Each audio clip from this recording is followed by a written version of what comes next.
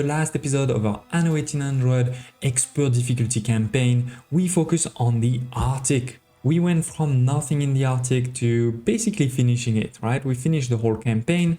King's William Island over here has everything. It has the technician, it has the hangar, right? And we even developed one of the plateaux to start getting some gas. But today we're gonna do something completely different. Instead of showing you how to develop from scratch, we're gonna focus on stamp. I'm going to show you 10 perfect stamps in the Arctic, both for production and for cities. Let's dive right in. So let's start with the basic layout for cities. We have over here one for explorers and one for technician. So let me show you the explorer one first, and the idea is twofold.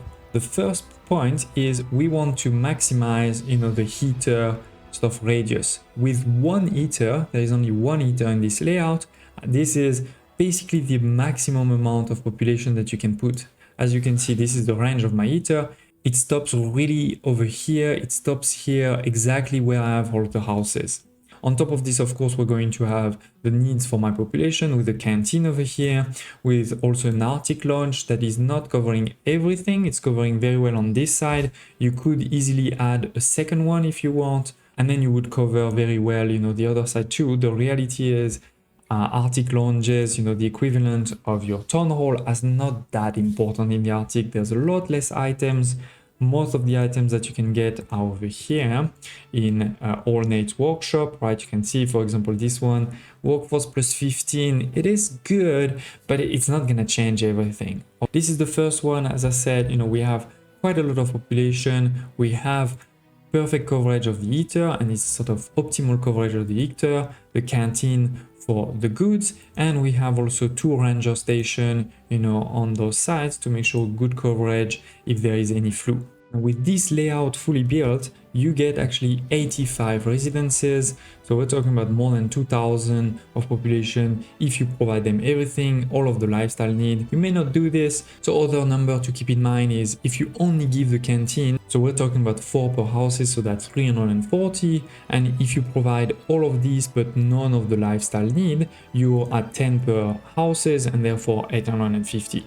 So that's a bit some of the numbers to keep in mind. And the other small thing to keep in mind is that obviously for your heater, you're going to need also access to the coal, to the resource. So you need a warehouse. Either you put a warehouse somewhere, or like I did over here, you just need to connect it, to your small trading post because it has quite a long range. Now, at some point, you'll want to upgrade from explorers to technicians, right? So I've created a layout that is basically the same. As you can see, it is a very similar size, but there is small differences. So we're gonna put it next to it. Now, once again, we have the heater in the middle that's covering very well all of the buildings, as you can see, but we have two small changes. Instead of having one Arctic lodge over here, now they are both in the corners. So that way we're covering pretty well, and you could even add, if you wanted, another somewhere over here to cover that part, and another somewhere over here if you wanted to really have great coverage. Instead, what we've added in the middle is this post office there.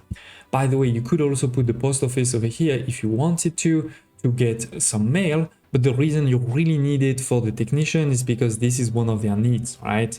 So once again, with the layout like this, you get around 80 residences, right? So for your technicians, that's way more than what you probably need.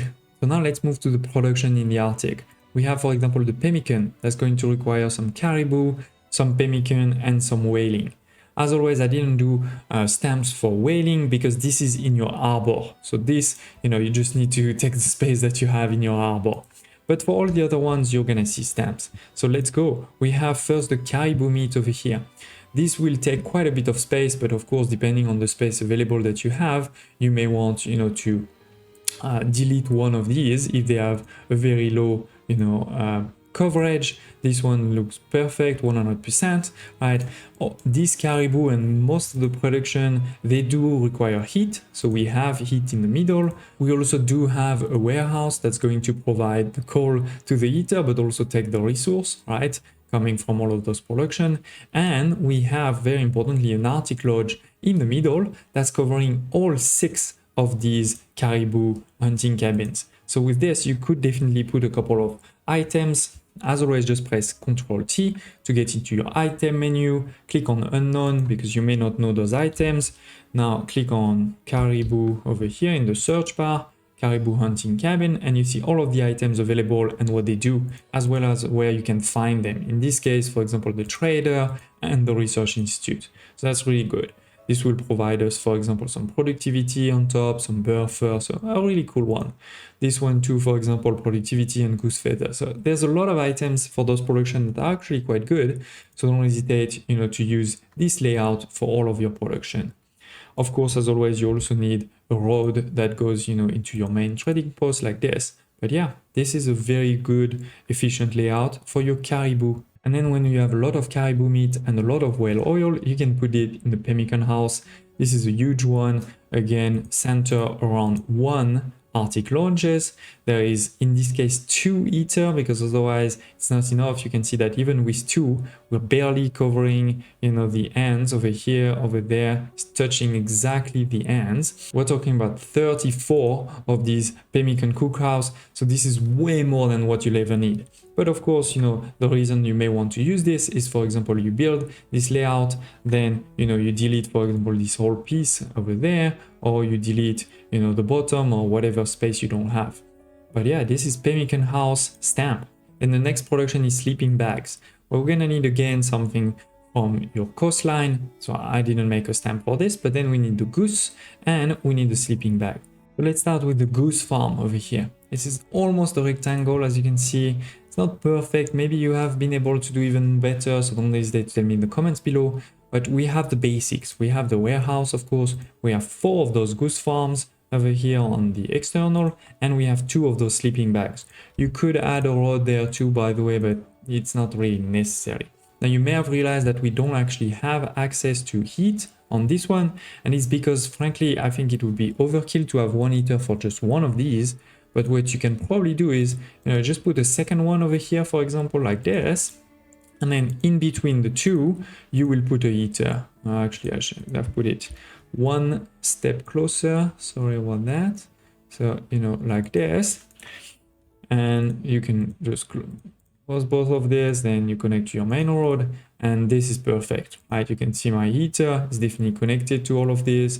You could probably also put a third one. But 2 is already less of an overkill. So I like this layout a lot. Again, don't hesitate to tell me if you've been able to make it even better, even more compact, but it is working and it has everything, right? It has both the goose farm and the sleeping bag. So you're just gonna need to have your seal hunting dock on, your harbor over here.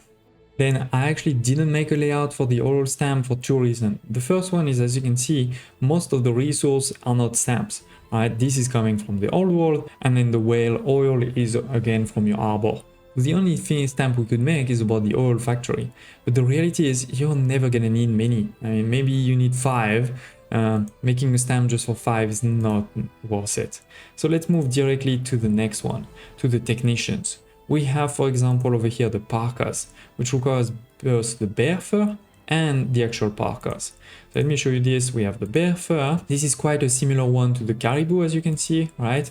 We need to connect it to a road, but we have in the middle a heater, an Arctic lounge, and a warehouse, and then on the outside we have 6 of those bear hunting cabin. So not only is that also, if you're at the beginning of the game, you can use this layout where you put 3 bears in the top and maybe 3 caribous at the bottom like this, right?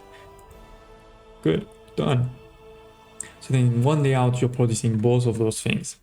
And again, don't hesitate also to check over here in your items, right? Bear. And you can see that these items actually act the same. If I look at all of them, they are helping both for the caribou and for the bear. So this is one of the reasons again why this is a great stamp, because you can put the same item and help all of them. And then when you have all of those bear fur, you can put it into one of these stamps like this. And I did want to show you that you can do the same on a layout like this. As long as the building is the same size, right, we can mix. For example, this is sleeping bags and this is parkas, right? We had the sleeping bags before, and this was this layout over here, both of those buildings are exactly the same size. So you can put them in the same stamps. Looking at my items, once again, we have the same, bonus where if you use, for example, that one over here, it is going to affect both the parka factories and the sleeping bag factories. So I can put it, in the same Arctic launch and it's going to help them all. Now, actually on that topic, this building is also the same size as the oil lamp. So you can also put it in the same layout, but the reality is the items probably won't be the same. So that's why I didn't do it like this. And then after the parkas, you're probably gonna want to make some husky sleds, which is a bit more complex because we have the husky farm, we have the sled frame factory and the husky sled factory. So let's start with the layout that has a bit everything into it.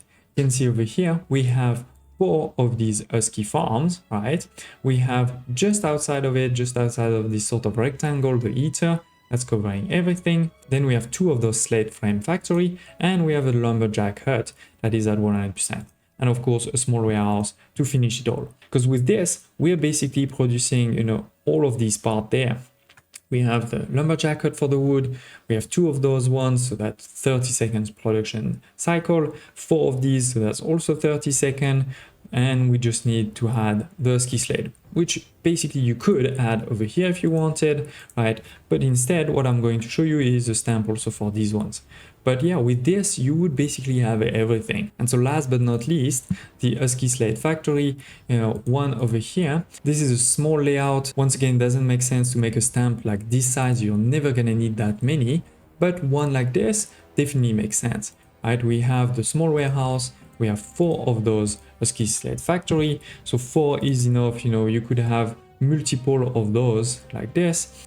But you can also fairly easily combine those stamps together. For example, over here, you can see we have one first stamp, a second, and then in the middle, the stamp for the husky sled with the coverage of the eater that's already using this one, right? So that's working pretty well combining together. And with this, making quite a lot of husky sled already. Now, as always, I will post those stamps for free on my Discord community. You'll be able to find them in this channel here. I will just create one zip file that will have all of them so you can download them all at once. So we basically covered all of the production of the Arctic and 2 basic cities. But you may be wondering, well, that doesn't really help me for the plateaus. I'm a bit stuck with the plateaus. I don't know how to do them. I also don't know how to optimize the gas production. For example, clipping those gas mines to get great bonuses. So that's exactly what we're going to cover in the next episode. I'll show you stamps on how to do the plateaus. And also, if you like this episode, don't hesitate to check in the video description below for this series where I'm showing you perfect stamps and layout for basically all of the production of the game. You can see for schnapps, war clothes, all of the productions, right? There's many, including for your cities, right? We have over here 9 perfect stamps for the old world cities, from farmers to investors, or over here some stamps for the new world. So don't hesitate to subscribe if you haven't done so already. Smash the like button, and I hope to see you next time.